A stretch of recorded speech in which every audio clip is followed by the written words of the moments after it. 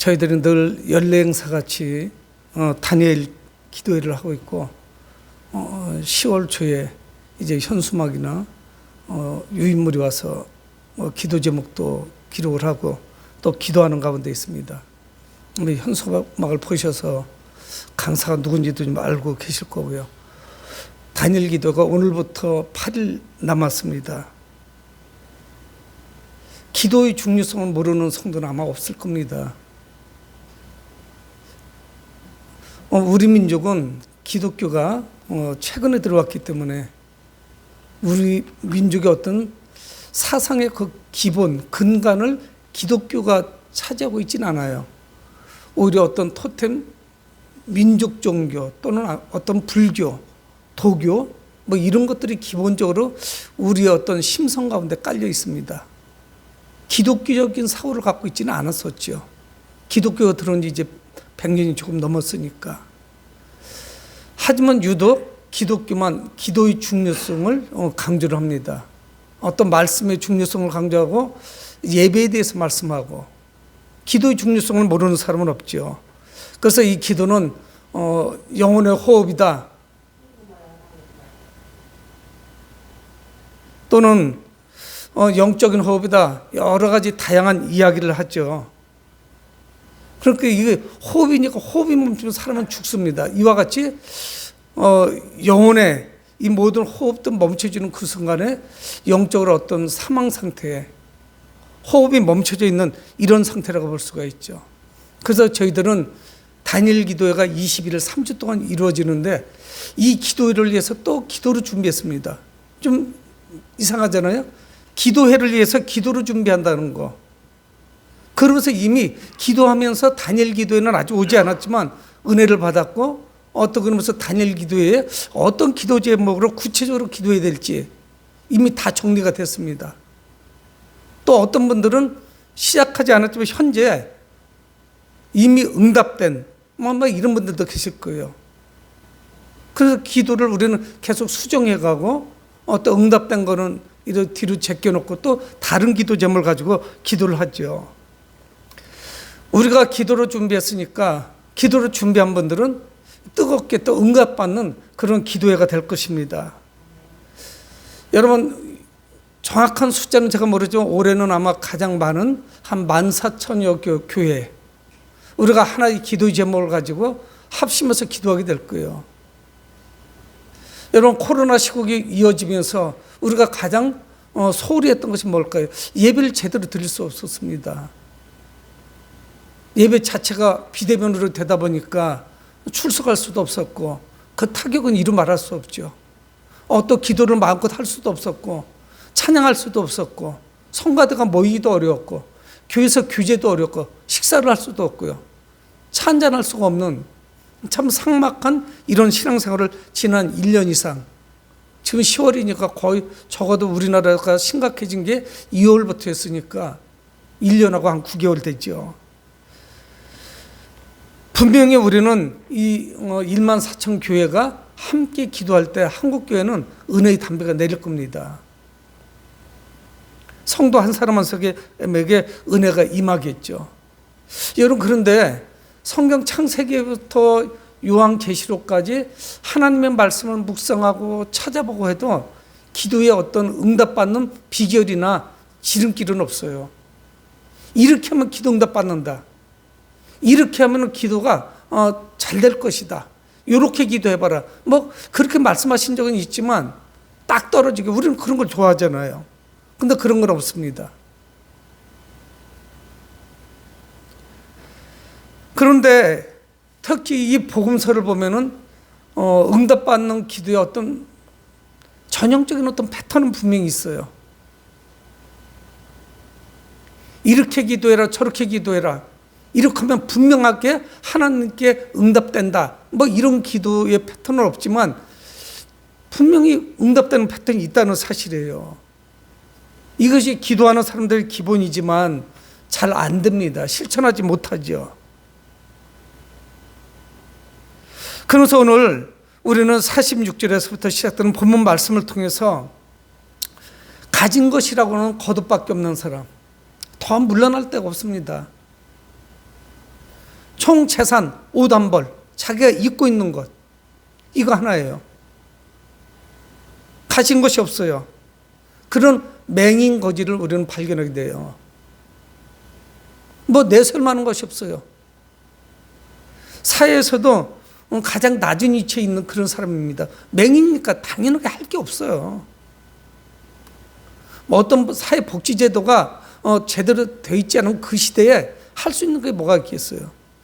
그러니까 일찍부터 구걸하는 거죠.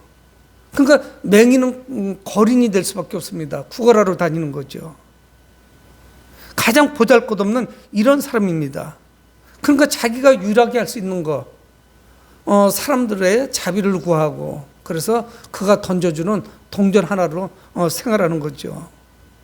근데 제가 오늘 46절을 한번 읽어보겠는데, 그들이 여리고에 이르렀더니 예수께서 제자들과 허다한 무리와 함께 여리고에서 나가실 때에 디메오의 아들인 맹인 거지 바디메오가 길가에 앉았다가 성경이 이렇게 말씀하고 있어요. 예수님께서는 예수님의 무리들, 제자들, 또 그 제자들 무리를 조금 벗어나는 좀 더 많은 그 제자들 무리와 함께 예루살렘을 향해서 올라가고 계십니다. 여리고를 거쳐서 가시죠. 근데 여리고는 굉장히 낮아요. 해수면보다 굉장히 낮은 곳에 있습니다. 그래서 그곳에서 예루살렘을 향해서 올라가죠. 좋기 1000m가 넘는 곳을 계속 올라가는 거예요. 근데 그곳에서 이 맹인 거지를 만나죠. 디메오의 아들 바디메오. 그러니까 이것이 이 사람의 본명인지 아니면은 디메오라고 하는 그 아버지를 하니까 바디메오, 디메오의 아들이에요.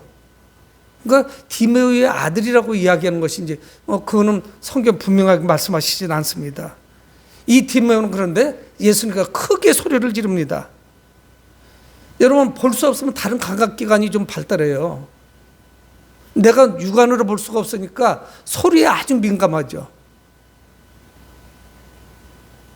어떻든 그는 사람들을 통해서 들었는지, 풍문으로 들었는지, 아니면 바로 직전에 이야기를 들었는지, 그곳을 향해서 예수님과 그의 제자들 무리가 지나간다는 걸 알고 있었어요. 아마 오래전에 알지 못했을 거예요. 그거를 어디 소문내고 올라가신 건 아니니까 바로 직전쯤 알게 되었을 겁니다. 그는 어떻게 반응을 보이느냐? 예수시란 말을 듣고 소리질러 이르되, 47절은 그렇게 말씀하고 있어요. 예수라는 말을 듣자 큰 소리 지르는 거예요. 이 맹인인 바디메오가 유일하게 잘할 수 있는 것은 뭐냐? 자기 목소리를 통해서 크게 소리 지르는 거예요. 이거밖에 없어요. 할 수 있는 게 없어요. 방향도 정확하게 몰라요. 예수님이 어떤 분인지도 모릅니다. 분위기를 통해서 그냥 이분이 예수님이실 것이다 이렇게 찾을 수도 없어요. 하지만 그 무리를 향해서 크게 소리 질렀다. 성경이 이렇게 말씀합니다. 소리에는 매우 민감하죠. 그러니까 사람들이 왁자지 그걸 하면서 지나가는 모습을 보고 듣고 아마 그는 알았을 거예요. 직감대로 예수님이 지나가시는구나. 그러니까 뭐 다른 방법이 없습니다. 크게 소리 지르는 것이죠. 여러분, 우리는 우리의 모든 오감을 동원해서 특히 중요시 여기는 게 뭐냐? 보는 거예요. 내가 안 보면 못 믿습니다. 확인해야만 믿어요. 듣는 것도 그 다음이에요. 듣는 거는 간접적이죠. 그래서 직접 상황을 봐야 돼요. 이 앞을 못 보는 바디메오가 예수님의 어떤 시선을 집중시킨다던가 예수님께 가서 자신의 모든 어떤 아픔, 자신이 가지고 있는 어떤 원하는 것, 자신의 어떤 소망, 소원, 희망 이런 거를 어필할 수 있는, 예수님께 말씀드릴 수 있는 많은 것이 뭐 없어요. 자신 자체가 그런 신체 조건을 가지고 있습니다. 그러니까 그는 소리 지를 수밖에 없어요. 멀리서도 통하는 게 뭐냐? 소리예요. 사람들의 소음보다 더 크게 소리 지르는 거. 여러분, 오늘 우리는 뭘 보느냐? 어떻게 하면 기도가 응답됩니까? 기도를 확실하게 응답받는 방법이 있습니까? 이런 거를 찾기는 어렵지만 성경을 통해서 기도에 응답되는 어떤 패턴을 알 수가 있어요. 그분을 향해서 간절함을 가지고 소리 지르는 거예요. 부르짖는 겁니다. 그분을 향해서 말씀드리지 않으면요, 응답 자체가 없어요. 우리는 이를 기도라고도 이야기하죠. 주님께 간구하는 거예요. 기도가 별다른 게 아니죠. 하나님을 향해서, 절대자를 향해서 부르짖는 거예요. 내 힘으로 안 되니까. 내가 할 수 있으면 뭘 부르짖을 게 뭐가 있겠습니까? 근데 제일 힘든 건 뭐냐면, 이런 상황인데도 부르짖을 수가 없다는 게 제일 어려운 거예요. 할 수 있는 의욕도 없고 해보고 싶지도 않고 막 해서 될까? 적극성이 내 안에서 안 생긴다는 거. 내 문제도 나도 알아요. 그리고 이런저런 것들을 알아. 이것이 이런 방향으로 좀 갔으면 좋겠다는 걸 알고 있는데, 문제는 뭐냐면 내가 좀 그런 거 갈급한 마음이 안 생겨요. 뭐 굳이 저렇게 할까? 어떤 사람의 성품일 수도 있겠죠. 근데 뭐 바디마이는 그렇지 않았습니다. 다윗의 자손 예수의 나를 불쌍히 여기소서. 예수시란 말을 그때 들었대요. 오는 무리들. 그래서 다윗의 자손 예수여 나를 불쌍히 여기소서. 예수님의 시선을 집중시킬 수 있는 방법, 유일한 방법, 소리를 지르는 것밖에 없죠. 이 사람이 맹인이면서 구걸을 하는 그런 성경 분명히 말씀하고 있잖아요. 맹인거지라고. 46절에 한두 해를 했겠습니까? 그에게 무슨 체면이나 자존심이나 뭐 명예가 남아있겠어요. 그러니까 이 맹인거지가 우리보다 훨씬 더 큰 장점을 하나 가지고 있는데, 그게 뭐냐? 다른 사람들 이목을 신경 쓰지 않아요. 체면 그런 거 없어요. 아유, 쑥스럽고 부끄러운데 어떻게 소리를 질러서 이야기할 수 있나? 어떻게 두 손을 들고 기도하지? 아, 좀 난 부끄럽네. 나는 잘 안 되는데. 이거는 아직까지 지금 덜 답답한 거예요. 답답하지 않은 거예요. 이거는 분명히 직감적으로 그는 느꼈을 거예요. 예수시라는 말을 듣고 자기에게 절호의 기회예요. 이런 기회는 없을 거예요, 앞으로. 왜 그러면 이 길이 예수님은 마지막 길이에요. 예루살렘에 올라가시면 이제 안 내려오십니다. 예수님은 십자가 죽으러 올라가시는 거예요. 다음번에 하지 뭐. 조금 날 풀리면, 좋은 기회가 되면. 내가 지금 바쁘니까. 여러분, 이거 기회는 자꾸 오는 것이 아니죠. 그러니까 그는 뭐 체면 차릴 것도 없어요. 누가 뭐라 하든지 큰 소리 지르는 거죠. 여러분, 근데 분위기가 싸늘해졌어요. 48절 많은 사람이 꾸짖어 잠잠하라 하되 사람들이 뭐라고 하는 거예요? 야, 시끄러워. 분위기 깨지 말라고 하겠죠. 그 사람은 당연하게 점잖게 믿는 사람들이에요. 아마 이들 중에는 예수님의 제자인 무리도 있었을 겁니다. 야, 예수님 올라가서 왜 이렇게 크게 소리 질러? 사람들이 남으라고 하는 거예요. 꾸짖었어요. 잠잠하라고 하는 거예요. 여러분, 여기에서 물러나면 안 되죠. 기도 응답의 비결이나 지름길은 없지만 여기서 물러나면 응답이 없어요. 어떻든 어떤 방향으로 하나님이 응답해 주시든 쉽게 무너져 내리면 안 돼요. 집요해야 돼요, 기도는. 근데 성경은 뭐라 말씀하냐? 48절 중반절에 더 크게 소리 질렀다고 말씀해요. 누가 뭐라고 하든지 아랑곳하지 않아요. 내 기도를 하나님께 말씀드렸는데 왜 다른 사람들을 의식합니까? 그럴 이유가 없죠. 내가 지금 답답한데 그 사람들이 내 문제를 해결해 줄 것도 아니잖아요. 더 크게 소리 질러 똑같이 말씀드리는 거예요. 다윗의 자손이 나를 불쌍히 여기소서. 불쌍히 여겨달라는 거예요. 여러분, 기도할 때 가장 중요한 사실을 오늘 본문이 바디메오가 보여주고 있습니다. 누구를 의식하지 않는 거예요. 한 번 와서 안 되면 두 번째 부르짖는 거예요. 사람들이 더 저지했으면 세 번째 더 크게 소리 질렀을 거예요. 악을 썼을 거예요. 자신이 할 수 있는 가장 큰 소리, 이 소리를 주님께 부르짖는 거죠. 그러지 않으면 저분이 나를 쳐다보지 않는데. 사람들이 한둘이냐고요. 여러분, 우리는 기도하면서 사실 많이 의식해요. 그래서 우물우물 해버립니다. 구체적이지 않아요. 분명하지 않아요. 여러분, 하나님께서 귀를 잡수셔서 하나님께서 못 들으시기 때문에 부르짖는 게 아니에요.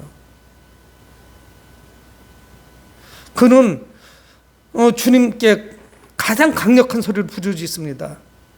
예수님을 바라봤고 그분께서 자신에게 관심을 가져주길 바라는 거예요.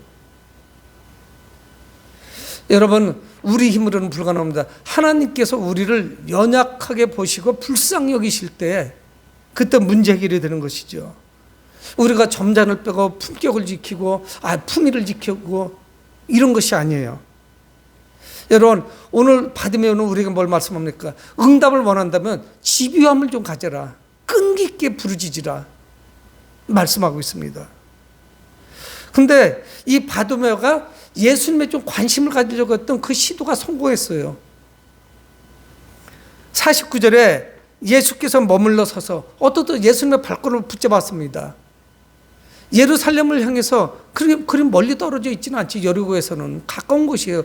그런데 여리고를 통과해서 예루살렘으로 올라가시는 예수님의 그 발걸음을 이 바디메오가 그 큰 소리 지름으로 말미암아서 붙잡았어요. 다윗의 자손 예수여, 나를 불쌍히 주소서. 근데 그에게는 고백이 있었어요. 다윗의 자손 예수예요. 이거는 그런 메시아로 고백하고 있는 거예요. 아무나 이 소리를 하지 못해요. 제자들도 못했습니다. 그러니까 예수님이 누군지를 알고 있는 거예요. 그의 메시아라고 하는 고백에는 문제 해결은 이분밖에 없다는 걸 아는 거예요.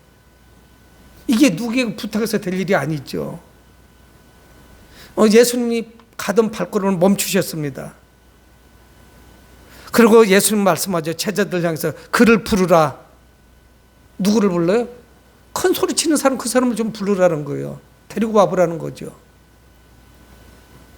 49절, 예수께서 머물러서 그를 부르라 하시니 그들이 맹인을 부르며 이르되 안심하고 일어나라. 그가 너를 부르신다 하매.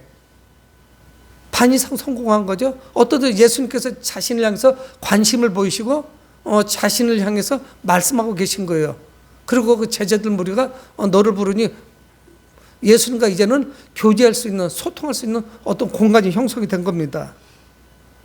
사람들에게는 뭐였냐? 이 바디메오는 분위기를 깨트리는 사람이었어요. 좋은 분위기를 헝크는 사람, 그런 사람이 지나지 않았어요. 그렇지만 예수님은 그를 누구로 봤느냐? 불쌍한 한 사람으로 본 거예요. 피조물로. 잃어버린 양으로 본 겁니다. 그래서 하나님께 부르짖어 기도하는 거예요. 때로는 콧물 눈물 다 쏟으면서 기도하는 거예요. 속 안에 있는 것을 주님께 다 쏟아놓는 거예요. 지금까지 누구에게도 이야기하지 못했던 걸. 그랬더니 이 맹인인 바디메오가 즉각적으로 반응을 보여요. 50절에 맹인이 겉옷을 내버리고 뛰어 일어나 예수께 나오거늘. 성경은 이렇게 말씀하고 있어요. 바디메오가 예수님께 큰 소리로 말씀을 드렸고 또 예수님께서 그에게 작은 반응을 보이시자 그는 적극적으로 나섭니다. 겉옷을 벗어 던진 거예요. 그리고 예수님 향해 뛰어갔다. 성경이 이렇게 말씀하고 있어요. 뛰어 일어나 예수님께 나오거늘. 그 얘기는 엄청난 결단이에요. 그저 예수님이 계신 곳 같은 쪽으로 향해서 가는 거예요. 겉옷을 벗어 던진 거예요. 자신의 총재산을 뒤로 한 거예요. 예수님께서 제자들을 부르셨을 때 그 갈릴리 바다 근처에 있었던 제자들이 자신의 생업이나 이 모든 것을 뒤로 하고 즉각적으로 예수님께 반응을 보인 거하고 똑같습니다. 그런 반응을 보여요. 근데 우리가 잘 보면은 누구의 도움도 필요 없었어요. 누군가가 부축해 주지 않아도 됐어요. 스스로 알아서 뛰어갔어요. 그쪽으로. 그의 마음이 얼마나 갈급했는지를 볼 수 있습니다. 기쁨이 넘치는 거예요. 저분이 나에 대해서 관심을 가지고 계시구나. 그래서 그분을 향해서 겉옷을 벗어던지고 그리고 뛰어가는 거예요. 뭐 거리는 가까웠겠죠. 예수님은 그를 향해서 물으십니다. 예수께서 말씀하여 이르시되 네게 무엇을 하여 주기를 원하느냐? 여러분, 뻔한 질문은 뻔한 대답 아니에요? 맹인에게 내가 너에게 무엇을 해주기를 원하느냐? 여러분, 우리는 오늘 어떤 말씀을 보느냐면 우리 기도가 구체적이어야 됨을 알 수가 있어요. 하나님 복 주세요. 형통하게 해주세요. 하나님마다 잘 되게 해주세요. 여러분, 하나님 못 알아들으시는 건 아니에요. 우리 기도에 구체성이 있어야 됩니다. 내가 내게 무엇을 해주기를 원하느냐? 주님은 늘 우리에게 그렇게 말씀하고 계신 거예요. 여러분, 근데 우리는 대답을 못해요. 우물쭈물하는 거예요. 생각을 안 해봤던 거예요. 구체적으로. 그냥 잘 살면 좋겠는 거예요. 행복했으면 좋겠는 거예요. 아이들이 말썽을 안 부리면 좋을 것 같아요. 병이 없었으면 좋겠어요. 근데 구체적으로 기도하지 않았기 때문에 기도가 계속 진보가 없었어요. 그래서 몇 분 하면 기도가 멈춰요. 드릴 말씀도 별로 없어요. 여러분, 우리가 누군가를 위해서 중보 기도하는 것도 훈련이 안 되면 기도 잘 안 돼요.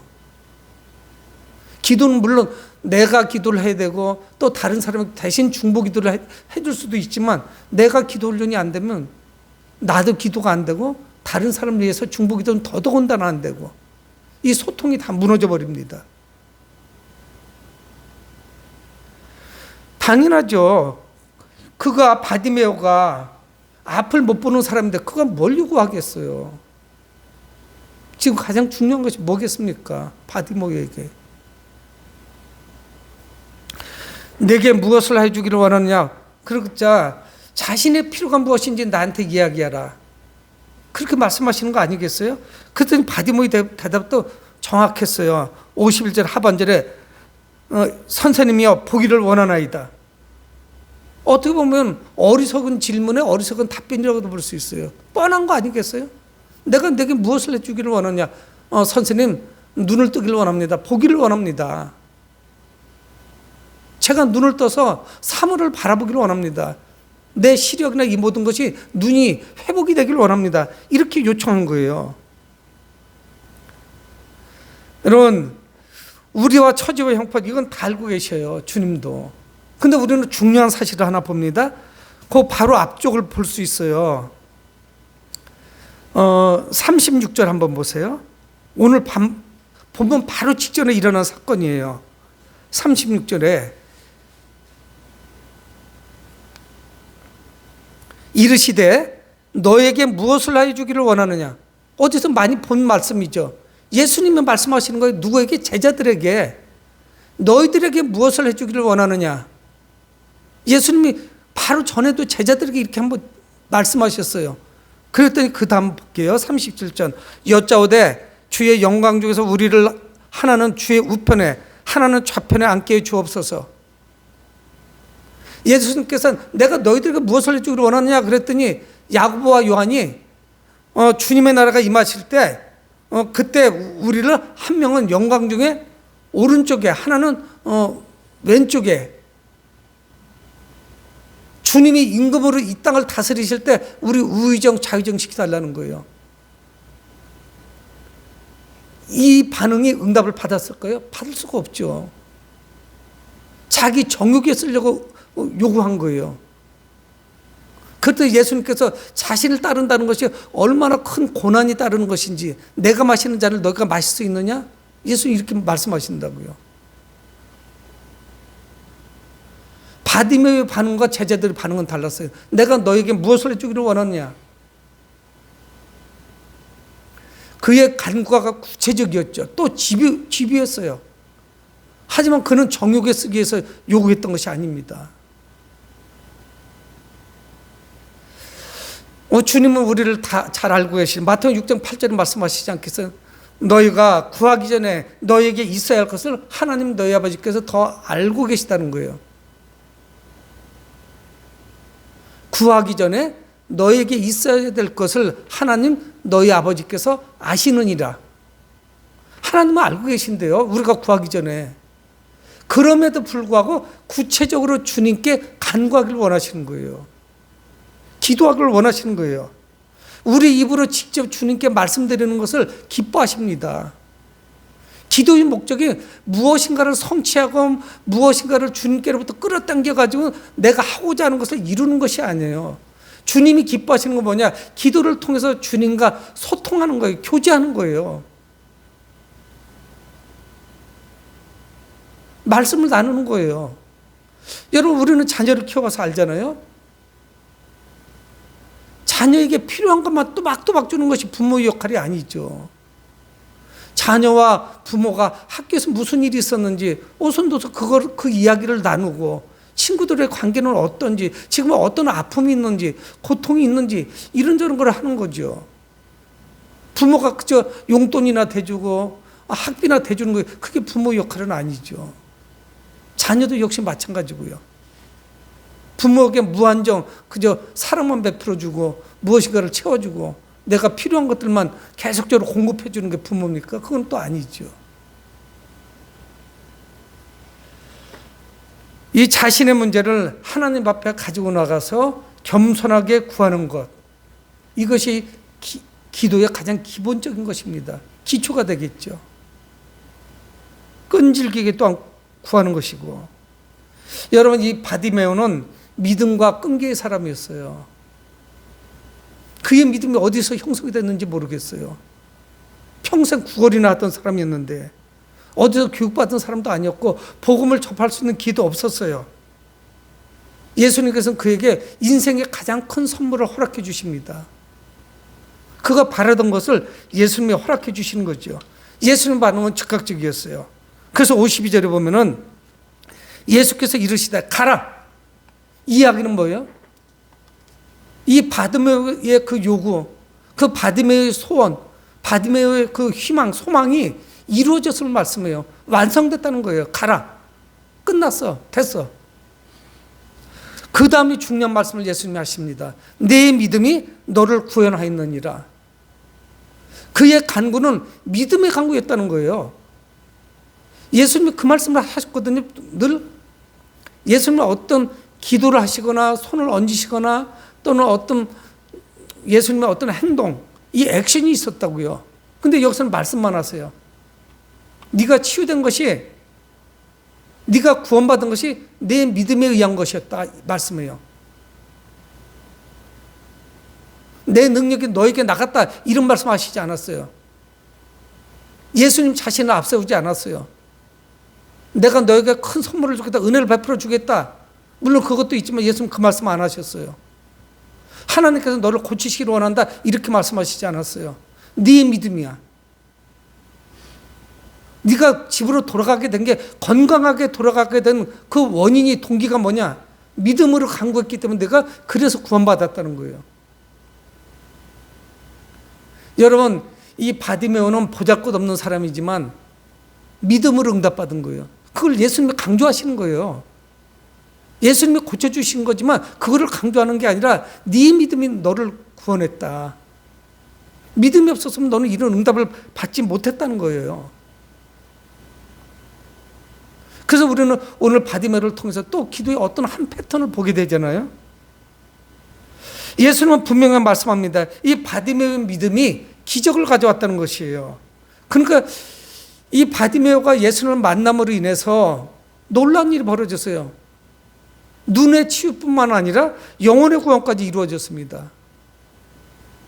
네가 구원받았다. 예수님은 분명히 그렇게 말씀하고 있어요. 그런데 또 다른 반응을 이 바디메오가 보입니다. 이게 기도의 묘미예요. 여러분, 기도가 하나님 제게 이게 필요한데 이거 응답해 주세요. 응답했더니 딱 끝. 종료. 문제가 생길 때까지 주님 그냥 가만히 계세요? 그러니까 이게 이어지지가 않는 거예요. 소통이 안 되는 거예요. 교제가 안 이루어지는 거예요. 그래서 기도에 대해서 한번 그 기도의 맛 또는 어떤 기도의 묘미를 찾게 된 사람은 계속 평생 동안 그래서 기도하게 되는 거예요. 기도의 줄을 놓을 수가 없는 거예요. 이게 응답됐으니까 이제 기도는 다 멈춰야지. 이런 것이 안 되는 거예요. 사실은 해보시면은요. 그래서 예수님과 계속 오고 가는 뭐가 있어요. 근데 이것이 더욱더 확장되고 진보가 있어요. 또 세밀해져요. 아주 민감한 부분까지 들어갑니다. 그냥 적당히 끝나지지가 않아요. 투박하게 이렇게 안 끝나요. 그러니까 우리가 기독교를 인격적인 하나님 믿는 그런 종교라고 이야기를 하죠. 무대포로 갔다가 그냥 뭐 돼지머리 하나 놓고 팔딱팔딱 뛰면 해결되는 이런 게 아니죠. 비인격적이잖아요, 그거는.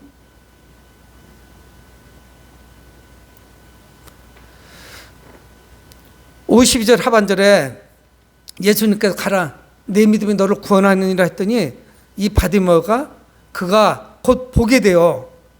보게 된 것도 즉각적으로 일어났어요. 예수를 길에서 따르니라. 중요한 그 마음에 결단이 있습니다. 눈이 치유됐죠. 마음에도 변화가 나타났어요. 즉시 보게 되는데, 보게 됐으면 집으로 가면 됐어요. 근데 그는 그렇게 하지 않았어요. 길에서 그를 따랐대요. 아주 중요한 말씀을 우리에게 하고 있습니다. 그 길이 어느 길이냐고. 여리고에 있는 큰 행길 옆이지만은 그 길은 예루살렘으로 올라가는 길이에요. 순교하는 길이라고요. 편안하지 않아요. 예수님이 지금 죽으러 가시는 거예요. 내 거를 취할 거를 취했는데 눈도 떠졌겠다. 뭐 이제는 불편할 게 없는데 집으로 돌아가면 편안하죠. 근데 그는 그 길을 따른 거예요. 그 길이 어느 길이냐? 고난의 길이는 그는 충분히 알았습니다. 예수님을 따르는 거예요. 그 따르는 길에 어떤 고난이 와도 그 길을 가는 거예요. 좋으면 가고 힘든 길이면 멈추고 그건 좀 피하고, 이런 길이 아닌 것을 우리는 성경을 통해서 알 수가 있죠. 그러니까 그들 무리, 예수님의 제자들과 또 일련의 무리들이 따르는 그 무리 가운데 끼게 된 거예요. 엄청난 역사가 여기 나타난 거예요. 눈만 뜬 게 무슨 그것도 엄청난 것이지만 그가 예수님의 제자들 무리에 제자들 중에 하나로 끼게 됐다는 거, 이것이야말로 더 큰 축복이죠. 여러분, 이 바디메오는 분명히 자신이 받은 은혜에 대해서 반응을 보였습니다. 자신이 눈을 뜨게 된 게 너무 감사한 거예요. 견딜 수가 없는 거예요. 그래서 자신의 남은 여생을, 마지막 삶을 주님을 위해서 드리기로 작정한 거예요. 그래서 그 길을 따르는 것입니다. 이 바디메오 이야기는 아주 어둡게 시작해요. 눈을 감고 있으니까. 여러분, 근데 중요한 사실은 뭐냐? 이 세상은 눈에 보이는 것만 전부가 아닙니다. 눈에 보이는 것만 믿으니까 하나님을 못 믿는 거예요. 복음을 전해보면 하나님이 없다고 하죠, 세상 사람들은. 근데 눈을 떴는데도 불구하고 맹인들이 있어요. 오히려 눈을 감고 있었지만 더 민감했던 사람은 바디메오였어요. 이제는 육의 눈도 뜨고 영의 눈도 떠지죠. 그래서 하나님의 그 세상을 바라보는 거죠. 비전을 바라보는 것이에요. 그러니까 어떤 일이 생기니까 견딜 수 없는 거예요. 나 이렇게 해서 집으로 돌아가면 안 되는데. 이렇게 집으로 돌아가면 안 되지. 뭔가 허전한 거예요. 그러면서 자기의 어떤 사명, 그분의 이끌림, 그분을 향해서 이끌려가는 거, 그분의 그 부르심을 찾게 되는 거예요. 그래서 그 길을 가는 것이죠. 소명에 눈을 뜨게 됩니다. 여러분, 이 바디메오는 아주 끈기 있게 간구했어요. 그리고 구체적으로 간구했습니다. 보기를 원합니다. 눈 뜨기를 원합니다. 근데 그 모든 것이 믿음으로 구했다는 사실입니다. 여러분, 우리는 기도를 안 하는 거 아니죠. 새벽 기도도 연중하잖아요. 기도에 그 쉬는 날이 어디 있습니까? 늘 기도하고 예배드리고 수요 저녁 예배도 있고 뭐 그 외에도 많은 철야 예배도 있고 기도회도 있고 다양하죠. 그런데 단일 기도를 이제 앞두고 있습니다. 8일 남았습니다. 우리가 간절히 구할 때 응답이 있어요. 뭐 늦었다 이런 건 없어요. 하나님께서 역사하시는 거죠. 우리가 믿음을 가지고 집요하게 구할 때 기도의 응답의 지름길이나 아니면 빠른 길, 뭐 비결, 뭐 이런 거는 없지만 우리는 알 수 있잖아요. 이런 패턴으로 기도해야 되는 거구나. 간절히 구해야 되는구나. 또 구체적으로 기도해야 되는구나. 그런데 이 모든 것이 믿음 안에서 기도가 되야겠구나 하는 것을 오늘 말씀을 통해서 알게 됩니다. 여러분, 우리가 그동안 코로나19로 작년 1월, 2월부터 시작해서 지금 10월 하순으로 들어가니까 뭐예요? 2달만 더 지나면 두 해를 이렇게 보내는 거예요. 가장 타격을 입은 것이 예배입니다. 기도죠. 전도예요. 신앙생활이 온전히 이루어질 수가 없었어요. 참 어려움이 많았습니다. 그거는 어느 특정한 교회만 그런 것이 아닙니다. 모든 교회가 똑같아요. 이런 어려움을 우리는 어쩔 수가 없잖아요. 하지만 우리는 기도할 수 있습니다. 이 다니엘 기도에 21일 동안에 우리가 최선을 다해서 기도할 때 역사가 나타날 거예요. 그리고 우리가 기도를 열심히 해서 궁극적으로 뭐냐, 내가 제자로서의 소명을 발견하게 되는 거예요. 그래서 주님을 따르게 되는 거예요. 믿음을 가지고 따르게 되죠. 궁극적인 목적은 그거예요. 기도회를 통해서 우리가 어떤 응답도 중요하지만 기도를 통해서 주님과 소통함으로 말미암아 주님이 나를 향해서 어떤 뜻을 갖고 계신지, 하나님의 비전이 무엇인지를 발견하는 여러분 되시길 주의 이름으로 축원을 드립니다. 고마우신 아버지 하나님, 주의 은혜를 감사합니다. 아버지 하나님,